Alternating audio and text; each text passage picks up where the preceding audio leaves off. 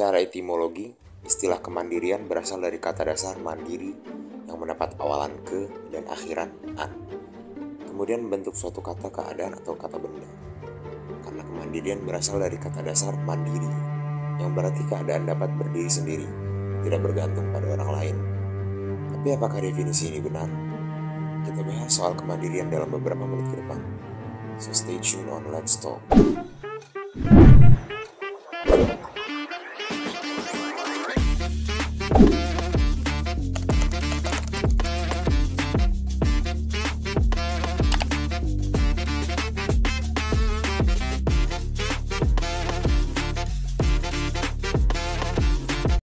Secara bahasa, mandiri atau independen itu artinya tidak bergantung pada orang lain.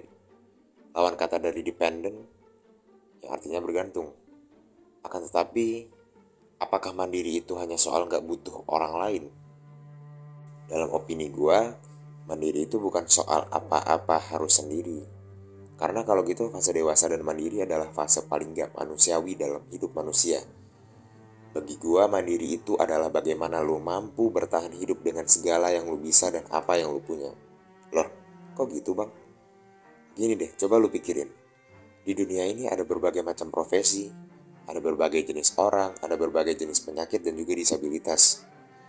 Kalau definisi mandiri adalah kemampuan untuk melakukan segala sesuatu secara sendiri, maka nggak semua manusia bisa jadi mandiri, bro.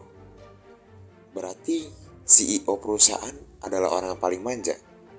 Lihat aja karyawan yang bantu agar bisnis dia tetap jalan sebanyak itu. Berarti orang-orang yang memiliki kekurangan nggak akan bisa mandiri dong. Karena mereka cenderung didampingin untuk ngelakuin banyak hal.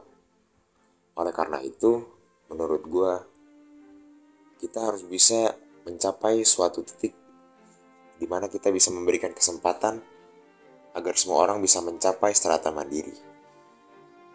Maka definisi mandiri harus kita ubah. Definisi mandiri bukanlah suatu kemampuan untuk melakukan segala hal sendiri, melainkan kemampuan lu untuk bertahan dengan apa yang lu punya.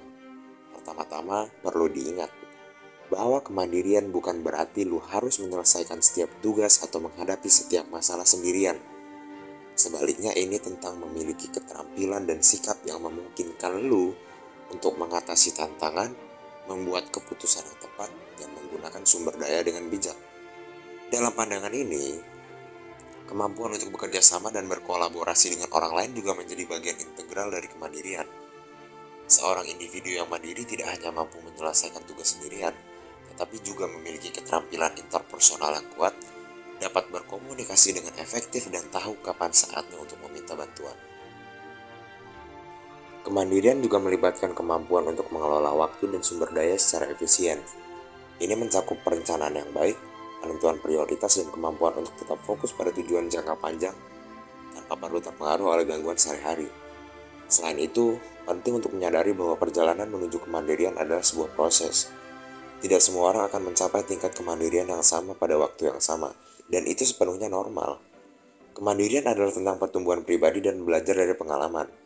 Bahkan gue sendiri berpikir bahwa setiap orang punya bagian spesialitas dalam kemandirian masing-masing. Ada yang mandiri soal keuangan, mandiri soal manajemen waktu, dan banyak hal lain. Jadi kita nggak bisa ngejilid makalah sendiri buat berarti kita manja. Tapi kalau emang waktu dan situasi mendesak, maka bentuk kemandirian adalah bagaimana kita memutuskan untuk ke tempat fotokopi dan menjilid di sana. Malah memaksakan kehendak untuk tetap melakukan itu sendiri, padahal kondisi tidak memungkinkan adalah keegoisan, bukan kemandirian.